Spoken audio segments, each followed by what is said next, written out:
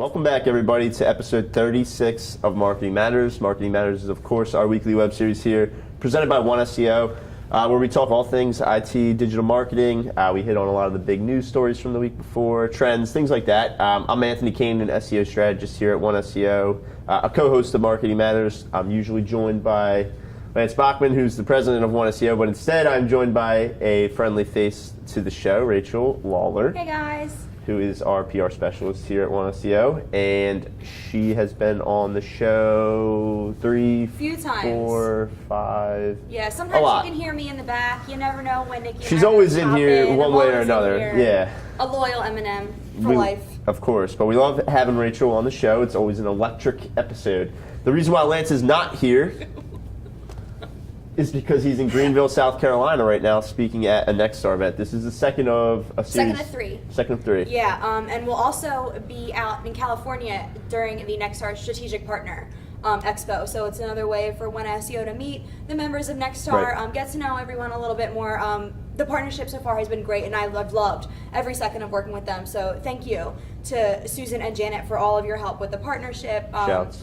Yeah, it looks like it's going to be a really good deal and a really good partnership on both ends. Yeah, Lance is really high on Nexstar. Nexstar. He was live streamed in from Austin last week, as some of you might remember. This week, unfortunately, well, not unfortunately, but he is speaking right now, so we won't be able to live stream him in. So if you have to choose between us and that, choose Marketing Matters.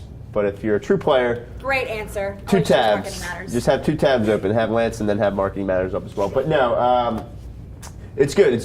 We've been really busy here at OneSEO. Lance has been out and about. Other people at the company have been out and about. So it's busy is good, but we just have to keep the guests flowing. And like also I had mentioned previously about some of the changes coming to the show. Some people have been asking internally and externally, but they are very, very close. Yeah, stay tuned. It's going to be so worth the wait. I think Nikki and Sarah can confirm, who do a lot of work on the changes that are coming up, that we are very close, and we're really excited to kind of get a fresh perspective. Yeah, it's going to be fun. So without further ado, though, Rachel and I will jump into some of the bigger stories from this week, and some things that we've been getting questions on just in general. So they kind of tie into some of the bigger articles from this week. But one of the cooler stories from the week that I personally found, and probably my favorite of the lot, is just Google Reply, which is sort of this new feature app that Google is coming out with that basically helps you respond to messages. It uses artificial intelligence and like patterns and things like that to kind of provide you with replies. It's sort of like predictive messaging, like Apple's been doing it for years where they try to predict like your next word, but it's even a little bit more in depth than that. So like if someone texted me, when could you be home? It would give me like 3 answers. It would say like if you're walking, you could be home in 29 minutes. If you're driving, you could be home in 6 minutes. And if you're taking the bus or public transportation, you'd be home in like 13 minutes. So it's pretty cool. It's kind of creepy that like it knows where you are. It knows if you're driving. It knows, but all of that kind of comes into the fold of being able to reply more intelligently and more quickly, I guess. There's some really cool examples, like they do the calendar thing, like, is Rachel working today? And it kind of like knows if you're working. As Anthony mentioned, we've seen this with Apple. Every time like someone says like, what's your address, or where are you? Like current location pops up, or like my home address that's saved. And you know what I've noticed a lot recently is if you say anything about money in your messages, well, Apple Pay thing. Apple Pay, the guy pops up. I feel like this isn't really new for Google, just because they do it with your emails. The Google bots, they'll like scan your email and then they'll give you like, sure, sounds great, no thanks, I'll get back to you, kind of like prompts. And really, this isn't surprising. No. At all. I think they're just kind of testing the ways that they can like play with the whole AI bot. To begin the epidemic, I guess. Yeah, plus you need to have, so great point, you mentioned the Gmail, and a lot of people, in a lot of the articles, were referencing like what they've been doing with Gmail for a long time now. But yeah, it's just another feat, like if you want this on, you're going to need to let Google track you. So it's just another way for them to say like, okay, well, turn off the your strict settings and let us track you, and then you'll get this awesome feature. So it's just another way where they're trying to get, that little data point. But there's some interesting use cases, and if you have an iPhone and you can't do it on your messages, it's available on like Facebook Messenger, Slack, and all that stuff. If you're itching to try like the beta of it, you can go and use it on Facebook Messenger or something like that. I'm all about like no texting and driving, like it can wait. It can. So I'm all about that, where it's like, oh, like Matt's driving right now. Yeah, like can't answer, or like how long will you be, and like Siri or Google will tell you the answer, so that like prevents from distracted driving and things like that, just on like a fun PR beneficial note. They can wait. It can wait, always. Yeah, no, there's they only kind of showcased a few of the examples. One of them was like, the driving thing, like how far away are you working? But they're messing with like being like identifying a message that it's like urgent, or like Google knowing that the message is important or something like that, and like either alerting the phone a different way or whatever it might be. So could be interesting to see. But I think across the board, like whether it is Apple with their iMessage or Google with Google Reply or whatever it might be, I think we're going to start to see a lot more of like artificial intelligence and just sort of these patterns, learning our habits, incorporated into our text messaging or incorporated just into the way we speak in general, whether it's writing an email or writing text message. And I mean, you guys all know from my previous episodes how like shook I get about AI and bots. Like I think it was the PubCon episode, I like skitzed out up here about how like insane artificial intelligence is. Have you seen the dogs, the robot dogs? I have. Did you see when he tries to stop the... No, I've just seen what it looks like, and like why would you trade like puppies for a robot? That was too much for me. Robot dogs. Like I think it's just something that, I mean, you and Lance talk about it almost every week, and I sit back there and I remain shook about it every week, is that it's still coming, and the AI bot, I call it like an epidemic, but like the overtake really isn't anything surprising. So I wouldn't be surprised if other companies and brands started to just hop onto this like automatic reply, automatic finish, like understanding your schedule just from the uses you use on your phone, the ways you use your computer, even if like your phone is connected to your car, you're driving, time and things like that. Like I have Apple CarPlay, and every time I get in my car, my maps pops up on my phone. It says how far I am from the Wawa, which LOL, how far I am from like one SEO, and then how far I am from home. So it's unfortunately the three biggest places that I go to is Wawa, SEO, and home. We could go all day about AI, and we won't get me started on that, because we all know how this ends. Our civilization ends. We all know it's coming. It's just hopefully not in our lifetime.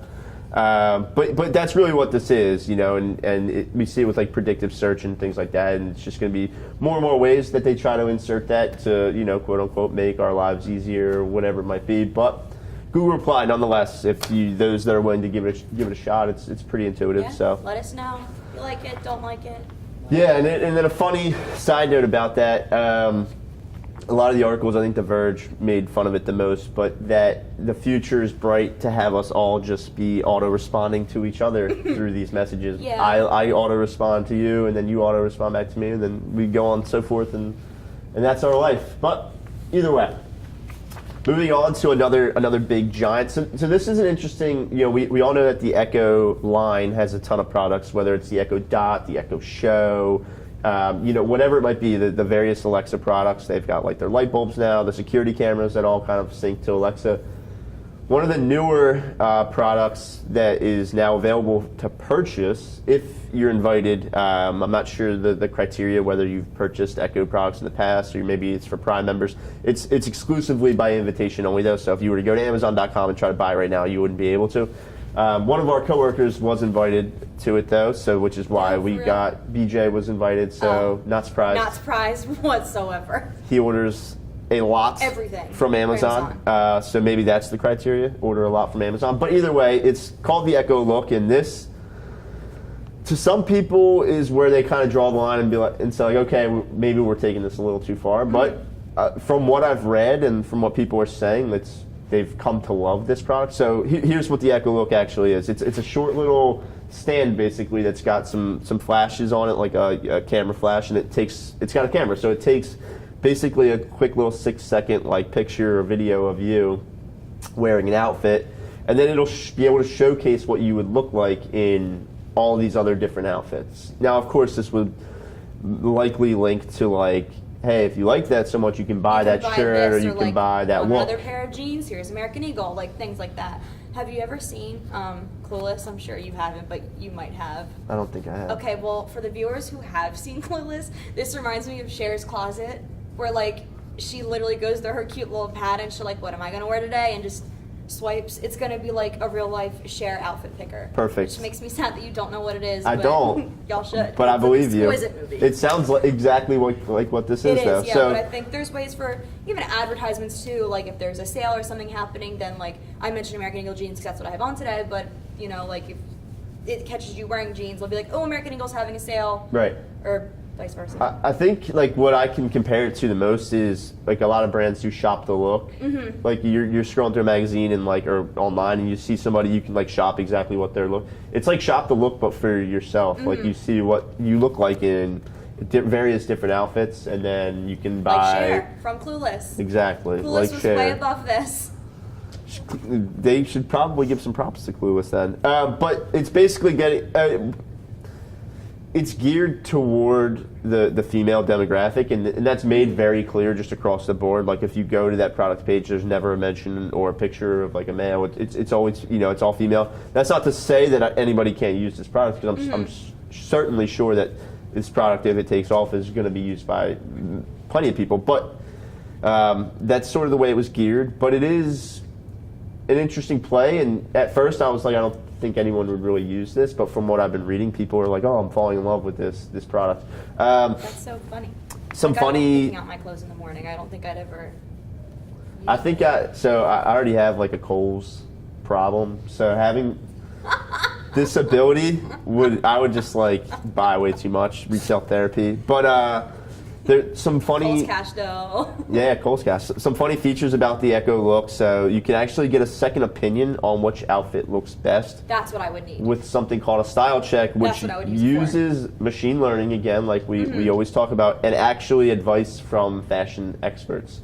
So they're probably working with a series of like fashion experts and fashion specialists and big brands and things like that to kind of create these different rules or logic or whatever to mold into the machine learning. But I think that's pretty interesting. So for those that don't have a great fashion sense, now you have somebody in your I also just in your room. Then that's the transition for the fashion industry to get involved with the tech industry and like really play a hand in like the future of technology here. Right, absolutely. Yeah, now this has like big brand written all over it to me. Like I can see designer brands eating this up and like shop what you would look like in a Gucci outfit or shop what you would look like with whatever it might be. I think that is definitely where this would go. So, which is interesting because you don't see a ton of designer. I don't think you see a ton of like major designers sell on Amazon. No, and I think that's just what maybe this is the leeway Amazon thinks like they can get a step up above others, and have like New York Fashion Week come in or Milan Fashion Week or the big brands like Calvin Klein or like right, because I wouldn't imagine that they would like want to send people to Gucci.com, Yeah. So they would have to try to. They could deliver. Right, I'm sure they would figure it out. But I think we just talking before the show, we're both on board for where we think that this is going with like some of the bigger brands. So switching back gears a little bit to some SEO talk or just search talk in general because it kind of affects everything. So we all know that like Google has had the people also searched for option for years. It's always been at the bottom of the page, and I think Google has found that people found it very helpful because obviously they're enhancing it even more now, but they're changing it now so that it actually will pop up under one of the results that you've clicked if you've done what's called in the industry pogo sticking, which is basically like I searched for, it's an awesome term actually. That's fantastic. So I searched for something on Google, I click a result, and I don't like what I see or it's not answering my question, and I go back and then that would be like the act of pogo sticking, and then you click onto another result. So basically what Google is saying is like if I clicked a result and go back, right under that result I just clicked is going to be people also searched for. And basically Google's saying like, hey, clearly we didn't give you what you were looking for. Clearly, there are better options out there for you. Yeah, so maybe here's other ways people were searching for the same question that you were asking. But it also kind of like, this is for people that are doing like heavy, opening like 8 tabs from a search results page, but like it kind of lets you know what page you visited so you don't click it again by accident because right under it you're going to see people also search for it. So that's another funny thing. But I think that the bigger picture here with this change is like, we all know that Google ranks websites differently for different people, right? So like if I recently visited Tesla.com and later on I'm searching for electric cars, Google might favor Tesla a little bit more for me than for somebody like you who's never searched for an electric car or been to Tesla. That's just what it is. That's just personalization. So I think that, you know, if enough people are clicking maybe like the first or second result and going back and pogo sticking and clicking on another result, it's hard for me not to think that Google wouldn't factor that in and say, well, maybe we're not giving the best result back. So I can't say that this is going to affect the way Google ranks websites, but I certainly, you know, we know that Google looks at like bounce rate and things like that. So it's just something to consider. If enough people are saying like, well, this result isn't helping me for that query, then maybe Google takes that into consideration. Do you have like any sort of statistic at how often people like pogo sticks? I think that's hilarious. I don't have the number. I do it a lot. It's surprisingly high. But Moz actually does a user behaviors statistics study every year, and one of them is the number of people that pogo stick. So we'll have to get that number, but they actually do have information for that exact number. But yeah, I just thought that this was interesting. You know, an interesting play. A lot of people were really confused because it just pops up right there in your search results now. If you ever go back, you're going to see it like right then and there, which is an interesting feature, but something Google decided to do. So we'll see how it plays out. Sticking with Google and Chrome, there's been a ton of talk these past couple of weeks and we've talked about it on the show for a few months now when Google had announced that they're going to be building in some basically ad blockers, if you will, into the Chrome browser. A lot of people were, you know, thinking like this was going to affect like their remarketing or whatever it might be, but the reality is that the new Chrome doesn't. 99% chance it won't affect your ads, whether that's remarketing, whether that's, you know, search through AdWords or whatever it might be. It's important to note that the Chrome ad blocker is to block like the intrusive, those like flashing animated ads that are like clearly like, you know, abusive or spammy or whatever it might be, or like when a video just starts auto playing in the background and all of a sudden you hear noise from one of your tabs and you're like, where is that coming from? Those are the type of ads that Google wants to try to limit. So your normal search ads would see no impact from this. Your normal retargeting or remarketing ads would see no impact from this. So, you know, I just wanted that to be, if you're on, you know, advertising on social media or Facebook or whatever, it might be like, it's not going to be blocked in Chrome. You're still going to see all those ads. This is strictly like you'll know what kind of ads people are that it's trying to block, like the pop-ups that take over your screen or whatever it might be. A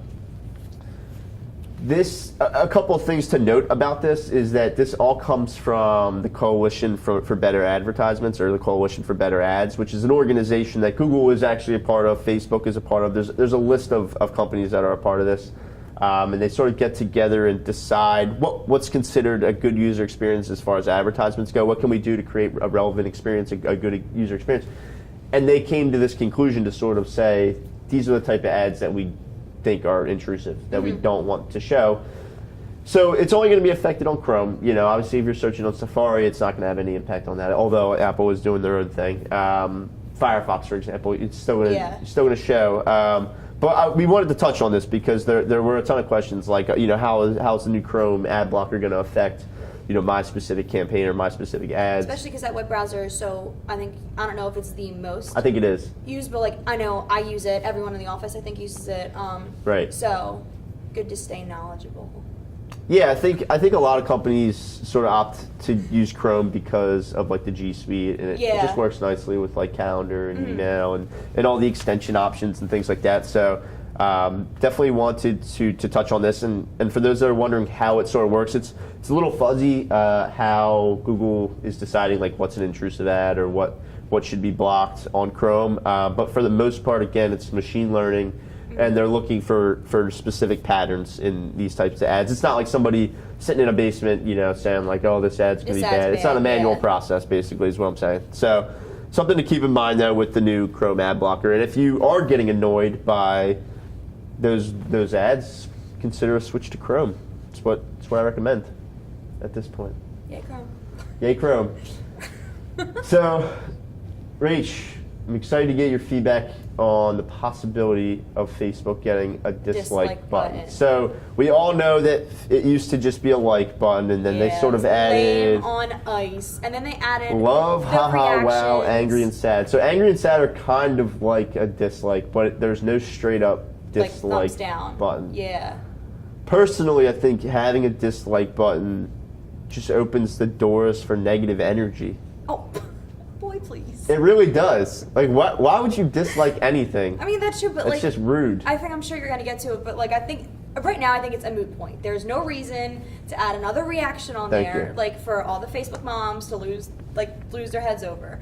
But like for inappropriate comments. Like, I know Facebook is a really big channel now, outlet for people, you know, because they think it's to my personal friends. Facebook is doing this, you know, not remarketing, rebranding, but like their goal is to be more personal with friends. Bring the community together. Yeah. So Facebook recently has been a very popular channel for people, you know, voice their opinions, and things like that. So I feel like that's where it would be, where if it got so many dislikes, then it would immediately be spammed. Or, you know, if it got so many downvotes or whatever it would be deleted or be sent to Facebook for review. I think that would be the only beneficial reason, but if anything, all they're doing now is adding another reaction, and honestly, I didn't start using the reactions until recently. I think my friend was like, why didn't you heart my picture? And I was like, well, I liked it. Like, I kind of forget that they're there, to be honest. Yeah, that's my problem. Like, hear the little boop thing and then move on. I mean, it's rare that someone will catch a like from me in general. So true. But we won't get into that. But you actually hit the nail on the head. So Facebook is gearing towards like not adding just a dislike button on like a post. Mm-hmm. But what you said is like if someone's being incredibly inappropriate in a comment, or someone, you know, there's an abusive comment, or someone's trying to sell you Rolexes in a, you know, from a Russian website in the comments, which we all see all the time. I think Russians try to sell you Rolexes. Well, my Facebook was hacked, and they were trying to sell Ray-Bans. Wait, that's so funny. That's why I always go to that example. But this is where people would be able to dislike those types of comments. And Rachel, you said it; they would be marked as like spam, or they would be flagged as inappropriate, so, you know so they what could get reminds removed. Me of? Do y'all remember the app Yik Yak? Yeah. It was really popular when I was in college, and it was just this anonymous forum. It's a sorry app. Yeah. So what would happen is, that's where I said the downvote. Like, if a post got so many downvotes, it would be deleted. So that's the only thing I could think of this being used, other than, you know, Facebook trying to add to the communal experience. But obviously, that's just giving more negative juju back into the Facebook world. Right, but like for me, like I think that this is so important. I actually think it's important because like I'm all for expressing opinion. I just think in this day and age, like we see, and I hate to use this as an example, it's just a general example, but like the protest that happened on the White House lawn the other day, like that's an important cause, whatever it might be, and everyone's live streaming that, right? Like 6 ABC News, everyone seems to be live streaming it, and the comments are just like flooding through, but like people can be incredibly negative in those types of comments. Like it's one thing to express your opinion, it's another thing to be like hateful or attack somebody.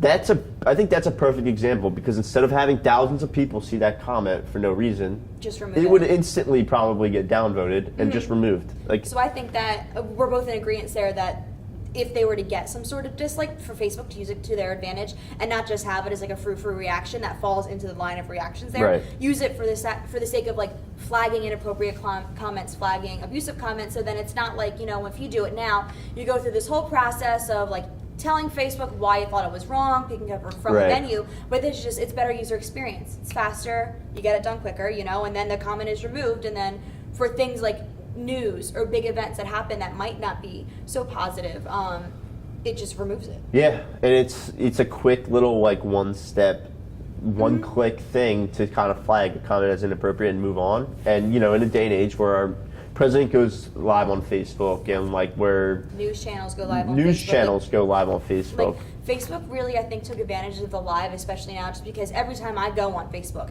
somebody is going live somewhere, whether it's a friend or a business or a news channel. I watch more news on Facebook than I do on the television. Mm-hmm. And even, honestly, I still use Periscope.